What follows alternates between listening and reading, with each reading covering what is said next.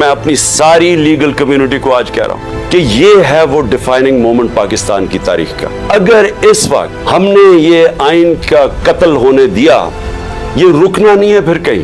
میں آج اپنی جوڈیشری کو کہنا چاہتا ہوں کہ یہ وقت ہے، آپ میں سے وہ لوگ ہیں جو ایک وقت یاد رکھیں گے، جو نام ہوگا کہ جی وہ دیکھیں وہ آدمی جب یہ ملک کو غلامی کی طرف لے کے جا رہے تھے، ملٹری کورٹس کی طرف لے کے جا رہے تھے، کہ یہ ملک کو بالکل غلامی سے بچانے کے لیے آپ روک سکتے ہیں۔ ہم تو کھڑے ہیں۔ میں تو آپ کو یہ واضح کر دوں کہ میں جب تک زندہ ہوں میں نے تو اسے قبول نہیں کرنا کبھی، اس ظلم کو، نہ اس غلامی کو۔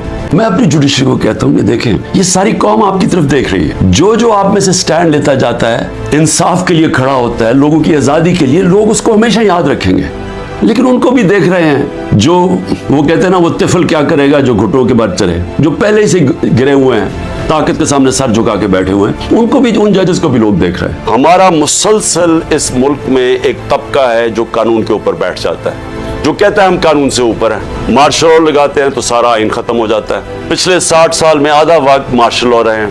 اس کے بعد جب یہ دونوں آئے، دو خاندان آئے، انہوں نے جب لوٹنا شروع کیا تو انہوں نے ایک چیز کہی کہ سب کو پکڑ لو لیکن ہمیں نہ پکڑو، کیونکہ ہم قانون کے اوپر ہیں۔ اور میں ساری قوم کو آج کہہ رہا ہوں، آزاد قوم وہ ہوتی ہے جدھر قانون کی حکمرانی ہوتی ہے، رول آف لا ہوتا ہے۔ جس ملک میں رول آف لا نہیں ہے وہاں طاقتور کمزور کے اوپر حاوی ہو جاتا ہے۔ اگر آپ اس ملک کو حقیقی طور پہ آزاد کرنا چاہتے ہیں تو آپ سب کو قربانیاں دینی پڑیں گی۔ کبھی بھی آزادی قربانیوں کے بغیر نہیں ملتی۔